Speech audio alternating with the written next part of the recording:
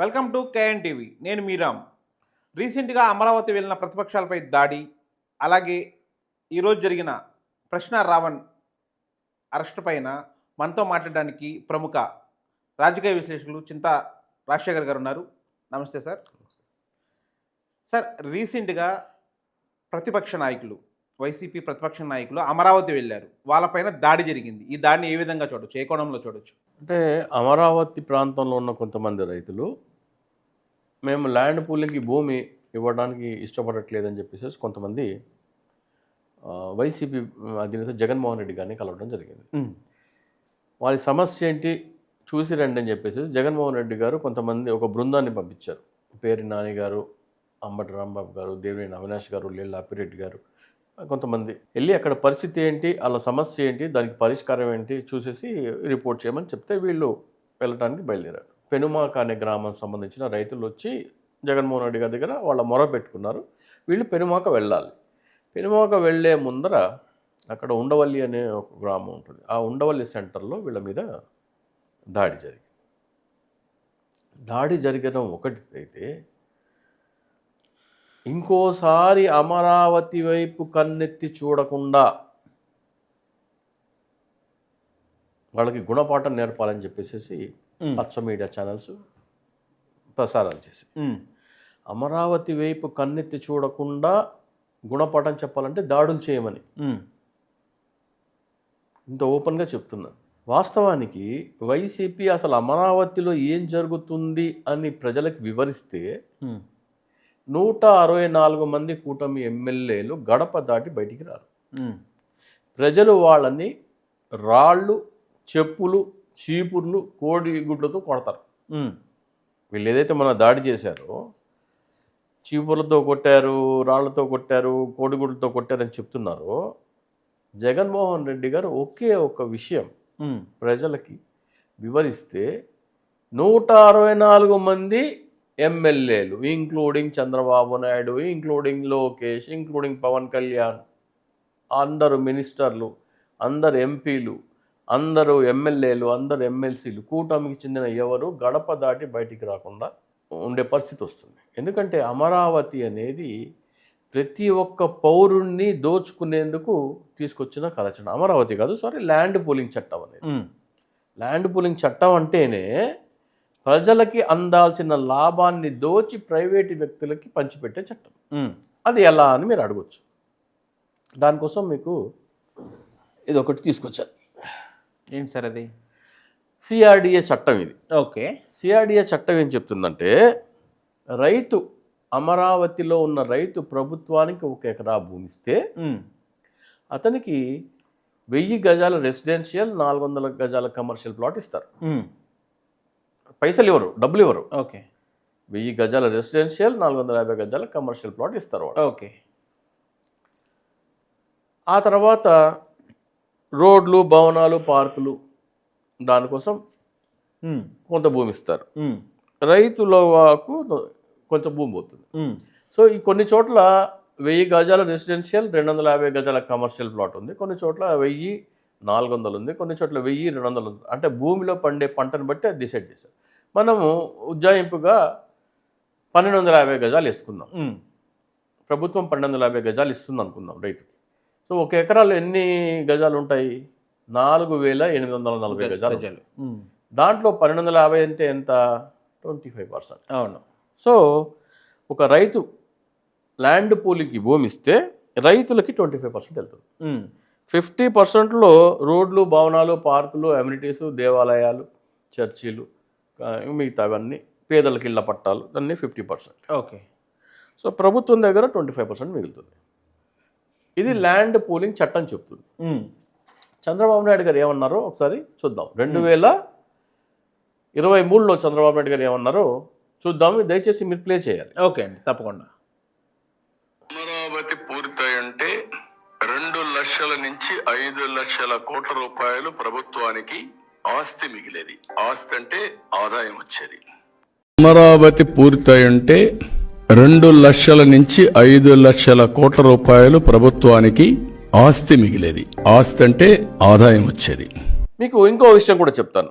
ఇది నరేంద్ర మోడీ గారు అమరావతి విషయంలో ఏమన్నారో ఒకసారి మనం అది కూడా విందాం. साथियों, आंध्र प्रदेश में आम चर्चा है कि यहाँ की सरकार की योजनाओं में घोटाले नहीं होते, बल्कि योजनाएं ही घोटाले के लिए बनाई जाती है। यहाँ नई राजधानी से लेकर अलग अलग परियोजनाओं में क्या क्या खेल हो रहे हैं, किसकी तिजोरियां भरी जा रही है, ये आंध्र प्रदेश की जनता भली भांति जानती है। साथियों, आंध्र प्रदेश में आम चर्चा है कि यहाँ की सरकार की योजनाओं में घोटाले नहीं होते, बल्कि योजनाएं ही घोटाले के लिए बनाई जाती है। यहाँ नई राजधानी से लेकर अलग अलग परियोजनाओं में क्या क्या खेल हो रहे हैं, किसकी तिजोरियां भरी जा रही है, ये आंध्र प्रदेश की जनता भली भांति जानती है। మోడీ గారు ఏమంటున్నారంటే సాధారణంగా ఏదైనా పథకం ఉంటే ఆ పథకంలో అవినీతి చేస్తారు, కానీ చంద్రబాబు నాయుడు గారు అలా కాదు, అవినీతి చేయడం కోసమే పథకం కనిపెడతారు. అమరావతి కూడా అటువంటి పథకమే అని నరేంద్ర మోడీ గారు చెప్తున్నారు. అమరావతి అనేది అవినీతి చేసేందుకు కనిపెట్టిన పథకం అని నరేంద్ర మోడీ గారు అన్నారు. అయినా సిబిఐ లేదు, ఈడీ లేదు, ఏంటి ఆశ్చర్యం కదా. సో ఈ స్వయాన మోడీ గారు కూడా అన్నారు అనేది కూడా మనము చీఫ్ జస్టిస్ గారికి లెటర్ రాస్తే ఏమవుతుందంటే ఆలోచిస్తారు. కానీ అమరావతిని ప్రారంభించిందే మోదీ గారు కదా. అదే మోడీ గారు అప్పుడేమన్నారు ఇప్పుడేమన్నారు అనేది కూడా చూడాలి కదా.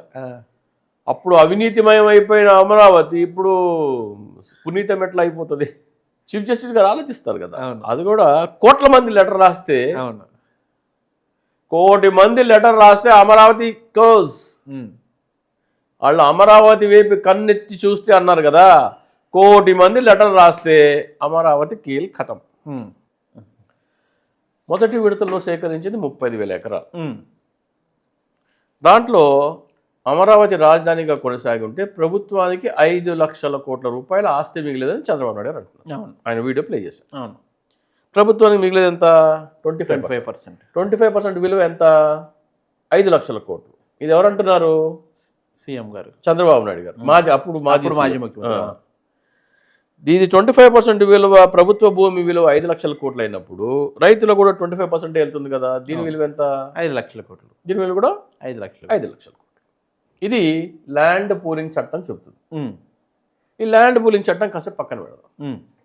మీకు రాజధాని కట్టాలంటే భూమి కావాలి. భూమి కావాలంటే ప్రభుత్వ భూమిలో కడతారు, లేకపోతే రైతుల దగ్గర నుంచి భూమి కొనాలి, లేకపోతే ఫారెస్ట్ ల్యాండ్ని డినోటిఫై చేసి తీసుకోవాలి. చంద్రబాబు నాయుడు గారు ఏం చెప్పారంటే అక్కడ నేను రైతుల దగ్గర భూమి కొంటా అన్నారు. అప్పుడు ఏం చేయాలి? మీకు 2013 భూసేకరణ చట్టం ఉంది. 2013 భూసేకరణ చట్టం ఏం చెప్తుందంటే గ్రామీణ ప్రాంతంలో అయితే అక్కడ ఉన్న కార్డు వాల్యూకి 4% రైతులకు ఇవ్వాలి, పట్టణ ప్రాంతంలో అయితే 2%, 2 రెట్లు, 4 రెట్లు, 2 రెట్లు. అక్కడ ఈ 29 గ్రామాల్లో 2014 ఈ అమరావతి రాజధాని ప్రకటించే సమయానికి అక్కడ కార్డు వాల్యూ 2 లక్షలే ఉంది ఎకరానికి. దానికి 4 రెట్లు అంటే 8 లక్షలు ఇవ్వాలి రైతు. 8 లక్షల ప్రకారం రైతుకి ప్రభుత్వం భూమి చెల్లిస్తే రైతు భూమి ఇచ్చేసి వెళ్ళిపోవాలి, వేరే ఆప్షన్ లేదు. అక్కడ చంద్రబాబు నాయుడు ఫస్ట్ ఫేజ్లో 35,000 ఎకరాలు సేకరించారు. ఎకరా 8 కాదు 10 లక్షలు వేసుకుంటే కూడా 35,000 ఎకరాలకి ఎంత అవుతుంది? 3,500 కోట్లు అవుతుంది. రైతులు ఇవ్వడానికి ఇష్టపడకపోతే మాకు ఓపెన్ మార్కెట్లో కూడా 10 లక్షలే ఉంది, 8 లక్షలు 10 లక్షలే ఉంది.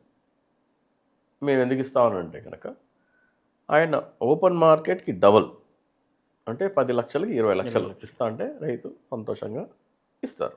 లేదు, కొంతమంది రైతులు ఏమంటారంటే మాకు వ్యవసాయం తప్ప వేరే ఏది రాదు, మేము ఇవ్వము అని కొంతమంది భీష్మించి కూర్చుంటే, బాబు ఇక్కడ నీకు ఎకరం భూమి ఉంటే ఇదే పంటలు పండే భూమి బయట 2 ఎకరాలు ఇస్తాం.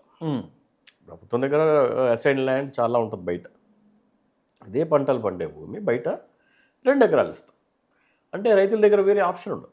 మార్కెట్ రేట్ కావాలా, కార్డు వాల్యూ ప్రకారం ఇచ్చేసి, లేదు నాకు కార్డు వాల్యూ సరిపోదు, ఓపెన్ మార్కెట్కి డబల్, ఎకరా 20 లక్షలు, ఓకే, లేదా ఎకరం ఇచ్చి బయట 2 ఎకరాలు తీసుకో.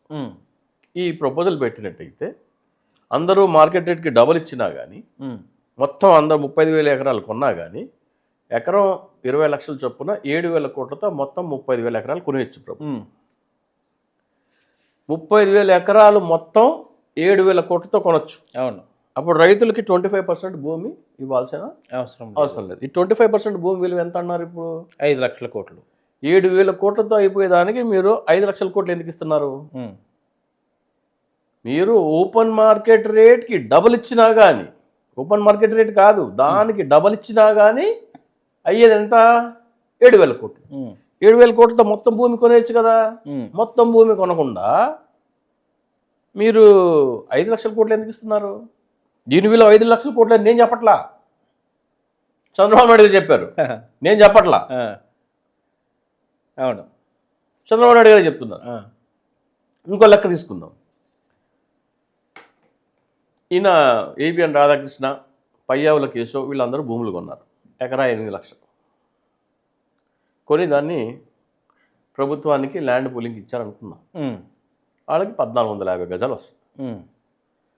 ఈయనకి మన ఏబిఎన్ రాధాకృష్ణ గారికి హైవే నానుకుని అది ఇచ్చారంట. గజాలు 1,00,000 అమ్మారు అనుకున్నాం. గజాలు 1,00,000 చొప్పున 1,450 గజాలకి ఎంత అవుతుంది? 14,500 కోట్లు. ఆయనకి 8 లక్షలు పెట్టి భూమి కొని ప్రభుత్వానికి ల్యాండ్ పూలింగ్ ఇస్తే ఆయనకు వచ్చే విలువ ఎంత? 14,500 కోట్లు. 25% చూస్తాయి. 25% చూస్తాయి. లేదు బై సగమే 50,000కి అమ్మాడు అనుకుందాం, 7,25 కోట్లు. అంటే 8 లక్షలు పెట్టు, 8 కోట్లు కొట్టు. ఇది ల్యాండ్ పూలింగ్ చట్టం. ఓకే. సాధారణంగా ఈ భూమి మొత్తం ప్రభుత్వమే 7,000 కోట్లు పెట్టి కొనేసినట్టయితే ఈ 5 లక్షల కోట్లు ఎవరికి వచ్చేది? ప్రభుత్వానికి వచ్చేవి. ప్రభుత్వానికంటే ప్రభుత్వ ఖజానాకు వచ్చేవి. అంటే ప్రభుత్వ ఖజానాకి రావాల్సిన 5 లక్షల కోట్లు రైతులు, లేకపోతే రైతులు ముసుగులో చొరబడ్డ రియల్ ఎస్టేట్ వ్యాపారులకు పంచిపెడుతున్నారు. సో ఈ చట్టం ఎందుకు తీసుకొచ్చారు? ప్రభుత్వ ఖజానాకి వెళ్తే ఆస్తి ఎవరిది అవుతుంది? ప్రజలది అవుతుంది. అంటే ప్రజలకు రావాల్సిన ఆదాయం ప్రైవేటు వ్యక్తులకి దోచిపెట్టే చట్టమే ఈ ల్యాండ్ పూలింగ్ చట్టం. ఓకే. ఈ విషయం కనుక జగన్మోహన్ రెడ్డి గారు ప్రజలకు వివరిస్తే కోడిగుడ్లు, చీపుర్లు, రాళ్ళు, చెప్పులు ఎవరి మీద పడతాయి? కూటమి ఎమ్మెల్యేల మీద పడతాయి. వీళ్ళు అక్కడ పరామర్శించడానికి వెళ్ళక్కర్లా. జగన్మోహన్ రెడ్డి గారు ఆయన పార్టీ కార్యాలయంలో, బాబు ల్యాండ్ పూలింగ్ చట్టం అంటేనే ఆంధ్రప్రదేశ్లో ఉన్న ప్రతి ఒక్క పౌరుడు, అంటే పండి మూసల దగ్గర నుంచి పుట్టిన బిడ్డ దాకా వాళ్ళ కడుపు కొట్టి వీళ్ళు దోచుకునే చట్టము అని ఒక మాట చెబితే వాళ్ళందరికీ బడితే పూజ. బాలయ్య బాబు భాష చెప్పాలంటే దబిడి దిబిడి. సో ఆల్రెడీ ఆయన మాజీ ముఖ్యమంత్రి, చాలామంది ఐఏఎస్లు, ఐపీఎస్లు, అలాగే సలహాదారులు ఉంటారు. ఈ విషయం ఎందుకని ఆయనకి వివరించలేకపోతున్నారు? ఇదే విషయం 2022లో 2023లో నేను ప్రభుత్వ సలహాదారు సజ్జల రామకృష్ణారెడ్డి గారికి, చీఫ్ సెక్రటరీ గారికి, principal secretary municipal administration Srilakshmi గారికి, వీళ్ళందరికీ ఈమెయిల్స్ పెట్టడం జరిగింది. సజ్జల రామకృష్ణారెడ్డి గారిని కలిసి దోచేసుకుందాం రా అని చంద్రబాబు నాయుడు, పవన్ కళ్యాణ్ ఫోటోలతో ఒక బ్రోచర్ కూడా ఆయనకి ఇవ్వడం జరిగింది. ఈ అంశం మీరు ఎన్నికల ఎజెండాలో గ్రామాన ఫ్లెక్సీలు వేసి పెడితే కూటమి ప్రభుత్వం అధికారంలోకి రాదు. నారా లోకేష్ పాదయాత్రలో 5 కిలోమీటర్లకు ఒక చొప్పున ఇటువంటి ఒక ఫ్లెక్సీ పెట్టి, దమ్ముంటే ఇక్కడ సెల్ఫీ దిగు అంటే, ఆ రోజుల్లో నారా లోకేష్, చంద్రబాబు నాయుడు సెల్ఫీలు దిగేవారు. కియా మోటార్స్ దాని ముందర దీని ముందర, ఇక్కడ సెల్ఫీ దిగవయ్యా అని చెప్పి ఛాలెంజ్ చేస్తే ఏమయ్యేదంటే, వాళ్ళు ఎలాగో వచ్చి సెల్ఫీ అయితే దిగరు, కానీ అక్కడున్న ప్రజలందరూ చదువుతారు. ప్రతి నియోజకవర్గంలో పంచాయతీ ఆఫీస్ దగ్గర ఈ ఫ్లెక్స్ పెట్టినట్టయితే ప్రజలందరూ మనకి రావాల్సిన డబ్బు, మన బిడ్డలకి రావాల్సిన డబ్బు కొట్టి ప్రైవేటు వ్యక్తులకి దోచిపెడుతున్నారు అనేది ప్రజలందరికీ తెలిసేది. సో మరి ఈ రోజు వరకు ఎందుకు వాళ్ళు యాక్సెప్ట్ చేయలేదో మనకే తెలియదు. కానీ ఇప్పటికైనా సరే జగన్మోహన్ రెడ్డి గారు ఈ విషయం ప్రజలకు వివరిస్తే నలుగురు అంటే పేర్ని నాని గారు, అంబటి రాంబాబు గారు, దేవినేని అవినాష్ గారు, లేళ్ల అప్పిరెడ్డి గారు వీళ్ళ మీద దాడి జరిగింది కదా, వీళ్ళందరూ ఇంట్లో కూర్చొని హాయిగా టీవీల ముందర టీవీలు ఆన్ చేసి కూర్చుంటే టీవీలో ఏమొస్తుందంటే టీడీపీ, తెలుగుదేశం, జనసేన, బీజేపీ నాయకులు వెళ్ళేదుట ప్రజలు చీపుర్లు, చెప్పులు, కోడిగుడ్డు పట్టుకొని కూర్చున్నారు. మా బిడ్డలకు రావాల్సిన దోచి ప్రైవేటు వ్యక్తులకి దోచి పెడతా 5 లక్షల కోట్లు, దాన్ని ఏదో ఆ రాష్ట్రం అభివృద్ధి అని చెప్తావేంటి, మమ్మల్ని దోచుకుంటున్నారు కదా అని వాళ్ళ ఇళ్ళ ముందర కూర్చొని కోడిగుడ్లు ఇసురుతారు. వాళ్ళు ఇంట్లో కూర్చొని హాయిగా టీవీలో చూసుకుంటే చాలు, వాళ్ళు ఏం చేయక్కర్లా. ఇది నెంబర్ 1 పాయింట్. పాయింట్ నెంబర్ 2 ఏంటంటే మేము అధికారంలోకి వస్తే ఈ సిఆర్డిఏ చట్టం, ల్యాండ్ పూలింగ్ చట్టాన్ని రద్దు చేసి 2014లో ఆ ఎకరా భూమి విలువ 10 లక్షలు కదా, ఈ 12 సంవత్సరాలు మీరు కౌలు తీసుకున్నారు, ఓకే, దాని వాల్యూకి 2 రెట్లు లేకపోతే 3 రెట్లు మేము చెల్లించి ఇచ్చేస్తాము, ఆ భూమి మొత్తం ప్రభుత్వం స్వాధీనం చేసుకుంటాం. ఆ పెరిగిన భూమి విలువ లాభాలు ఏవైతే ఉన్నాయో ప్రభుత్వ ఖజానాకి తీసుకొచ్చి ఆ డబ్బుతో గోదావరి నదీ జలాలు ఏవైతే వరద నీరు సముద్రంలోకి వెళ్ళిపోతున్నాయో అవి తీసుకెళ్ళి కృష్ణా డెల్టాకి, కృష్ణా డెల్టా నుంచి కిందకి రాయలసీమ వరకు తీసుకెళ్లే కార్యాచరణ ఏర్పాటు చేస్తామని ప్రకటిస్తే వై నాట్ 175? జగన్మోహన్ రెడ్డి గారు ఇంట్లో కూర్చొని వై నాట్ 175 అవుతుందంటారా? అవకాశం ఉందా? ఆ ప్రకటన చేస్తే అవుతుంది. ప్రజలకు రావాల్సిన ఆదాయాన్ని దోచుకొని ఎవడో డబ్బులు కోట్లు సంపాదించుకుంటే ఎవరు ఊరుకోరు. అది అమరావతి అనే ల్యాండ్ పూలింగ్ చట్టము మీ బిడ్డల కడుపు కొట్టి వాళ్ళు బాగుపడేందుకు తీసుకొచ్చిన చట్టము అని జగన్మోహన్ రెడ్డి గారు ప్రజలకు చెప్పలేకపోతున్నారు.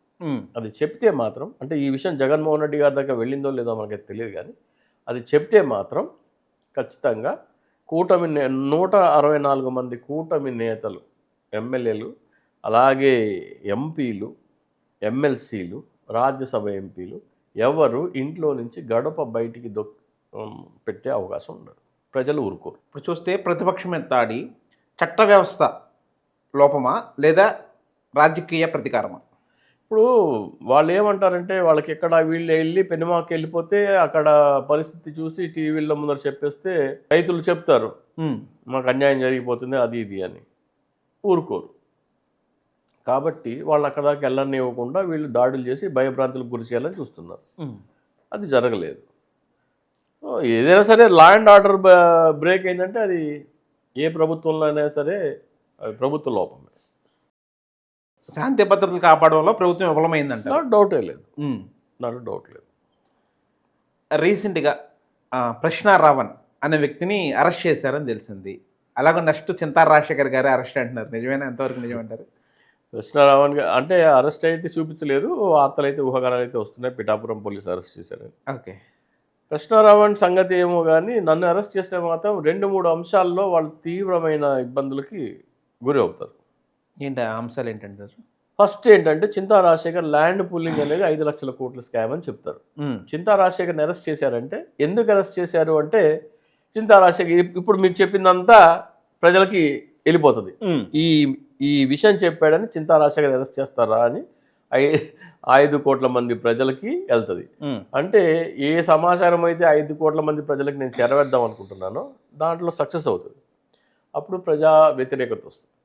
5 లక్షల కోట్ల స్కామ్ చేశారా, అది చెప్పినందుకు ఆయన అరెస్ట్ చేశారా, నంబర్ 1. రెండోది, మొన్న పవన్ కళ్యాణ్ని నేను ఇన్సూరెన్స్ స్కామ్ చెప్పాను, అది కూడా ప్రతి ఒక్క జనసేన కార్యకర్తకి వెళ్తుంది. అరే మమ్మల్ని దోచుకున్నాడని చెప్తే ఆయన అరెస్ట్ చేస్తారా అనేది అది కూడా వెళ్తుంది. సో నేను ఏ అంశాలు అయితే లేవనెత్తానో అవన్నీ ప్రజలు చూస్తారు. ఎందుకు అరెస్ట్ చేశారు, అంత ఏమన్నాడు, బూతులు తిట్టలేదే, ఏమి చేయలేదే, ఎందుకు అంటే అప్పుడు ఇవన్నీ చూస్తారు. చూసి ఈ నేను చెప్పే అంశాలు ప్రతి ఓటర్ దగ్గరికి వెళ్ళిపోతాయి. ఓకే. దానివల్ల వాళ్ళకి డ్యామేజే తప్ప అయితే నన్ను కూర్చోబెడతారు, 4 రోజులు పోలీస్ స్టేషన్లో థర్డ్ డిగ్రీ ఉపయోగిస్తారు. ఉమ్, ఆ, వారం రోజుల తర్వాత ఎట్లా పోలీసుల ముందు కోర్టులో ప్రవేశపెట్టాలి. అవసరమైతే దెబ్బలు తిందాం. ప్రజల కోసం 5 లక్షల కోట్ల దోపిడీ అరికట్టేందుకు వారం రోజులు పోలీస్ స్టార్స్ని ఎదుర్కొందాం, తప్పే ఉంది. నేను దానికి రెడీ. చింతా రాజశేఖర్ గారి దగ్గర అమరావతి ల్యాండ్ పూలింగ్ గురించి కానీ లేదా జనసేన ఈ స్కామ్ మీద చెప్తున్నారు మీరు, ఇన్సూరెన్స్ స్కామ్, దాని గురించి కానీ ఇంత ఇన్ఫర్మేషన్ ఉన్నప్పుడు కేవలం మీడియా ముందు మాట్లాడడం దేనికి? హైకోర్టుకో లేదా సుప్రీంకోర్టుకో వెళ్ళి కేసు వేయచ్చు కదా. నేను అడ్వకేట్ని కాదు, ఉమ్, నేను సమాచారం ఇస్తున్నాను. ఉమ్, ఆసక్తి ఉన్నవాళ్ళు కేసు వేయచ్చు. ఫర్ ఎగ్జాంపుల్, ఇన్సూరెన్స్ స్కామ్ ఏదైతే ఉందో, నేను ఇన్సూరెన్స్ పాలసీ కట్టలేదు, ఉమ్, నాకు అడిగే అర్హత లేదు. ఉమ్, జన సైనికుల్లో ఎవరైనా సరే, లేదా మాజీ జన సైనికులు, ఉమ్, మీరు ఉన్నారే మీ జనసేన పార్టీ అడ్వకేట్ రజనీ గారు, ఉమ్, ఆమె కేసు వేస్తే, ఆమె జనసేన ఇన్సూరెన్స్ పాలసీ కట్టి ఉంటే, ఆమె కనుక కేసు వేస్తే ఆ, ఆమెకు అధికారం ఉంది. నేను ఇన్సూరెన్స్ పాలసీ తీసుకున్నప్పుడు అప్పుడు అమరావతి మీద కేసు వేయచ్చు, ల్యాండ్ పూలింగ్ మీద మీరు. ల్యాండ్ పూలింగ్ కేసు నేను వేస్తే దానికి నేను సరిపోను. ఎందుకంటే దానికి నేను కేసు వేయలేదని కాదు, ఉమ్, చీఫ్ జస్టిస్ ఆఫ్ ఇండియాకి లెటర్ రాశాను. ఓకే. రాస్తూ దాదాపు ఒక 1000 మంది చేత లెటర్ రాయించాను. ఉమ్, అంటే మీరు చీఫ్ జస్టిస్ కి లెటర్ రాశారు లేదా 1000 మందికి లెటర్ రాశారండి? 1000 మంది చేత లెటర్స్ రాయించాను కూడా. రాపించారు. అది మీకు తెలుస్తుంది లేదా మీ చుట్టుపక్కల కొంతమంది మాత్రమే తెలుస్తుంది? పూర్తి స్థాయిలో ప్రజలకు తెలియాలంటే ఆ చింతా రాజశేఖర్ అనే వ్యక్తి దీని మీద కేసు వేశారు హైకోర్టులో లేదా సుప్రీంకోర్టులో అంటే అప్పుడు మీడియాలోకి వస్తుంది కదా డైరెక్ట్గా, అప్పుడు అందరూ ఇప్పటికైనా చెప్తున్నాను కెమెరా ముఖంగా, ఆంధ్రప్రదేశ్ ప్రజలారా, మీ బిడ్డలకు చెందాల్సిన 5 లక్షల కోట్ల రూపాయలు ఈ ల్యాండ్ పూలింగ్ చట్టం అనే చట్టం ద్వారా దోచుకుని ప్రైవేటు వ్యక్తులకి కట్టబెడుతుంది కూటమి ప్రభుత్వం. మీ బిడ్డలు ఆస్తి మీరు కాపాడుకోవాలంటే మీరు గౌరవ భారత ప్రధాన న్యాయమూర్తి గారికి ఈ అంశాన్ని సుమోటోగా స్వీకరించి సిబిఐ విచారణగా ఆదేశించాలని చెప్పేసి మీరు ఒక వినతి పత్రం పంపించండి. స్పీడ్ పోస్ట్లో పంపించడానికి మీకు 60 రూపాయలు అవుతుంది. ప్రతి ఒక్క గ్రామం నుంచి ఈ కార్యాచరణ చేపడితే ఏమవుతుందంటే లక్షలాది లేఖలు చీఫ్ జస్టిస్ గారి సమక్షానికి వెళ్తే ఆయన స్పందించి సుమోటోగా స్వీకరించే అవకాశం ఉంటుంది. మీకు ఆ లెటర్ ఫార్మాట్ కావాలంటే నా ఈమెయిల్ ఐడి DICSOOCHI@gmail.comకి మీరు మెయిల్ చేయండి. నేను ఆ లెటర్ పంపిస్తాను. ఆ లెటర్ ప్రింట్ తీసుకొని దాంట్లో వివరాలు పూరించి మీ సంతకం చేసి, ప్రతి పేజీ మీద సంతకం చేయాలి. మీ సంతకం చేసి పోస్ట్ ఆఫీస్కి వెళ్ళి స్పీడ్ పోస్ట్ పంపిస్తే, అలా మీ గ్రామంలో ఉన్న ప్రతి ఒక్కళ్ళు ఈ కార్యాచరణ చేపడితే, మొన్న కూటమి నాయకులు లేదా కూటమి మూకలు వైసీపీ నేతలైన పేర్ని నాని, అంబటి రాంబాబు గారు, దేవినేని అవినాష్ గారు, అలాగే లేళ్ల అప్పిరెడ్డి గారి మీద దాడి చేసిన అటువంటి దాడియే ప్రతి ఒక్క ఎమ్మెల్యే మీద, ప్రతి ఒక్క కూటమి ఎంపీ మీద, ప్రతి ఒక్క ఎమ్మెల్సీ మీద డెఫినెట్గా ప్రజలే దాడి చేస్తారు. మా బిడ్డల కడుపు కొట్టి మీరు పందికొక్కుల్లాగా మేస్తారా అని ప్రజలే దాడి చేస్తారు. కాబట్టి మీ అందరికీ నేను విజ్ఞప్తి చేస్తున్నాను, దయచేసి గౌరవ భారత ప్రధాన న్యాయమూర్తి గారికి ఈ అమరావతి ల్యాండ్ పూలింగ్ అంశం మీద సిబిఐ విచారణ కోరుతూ వినతి పత్రాలు పంపించండి.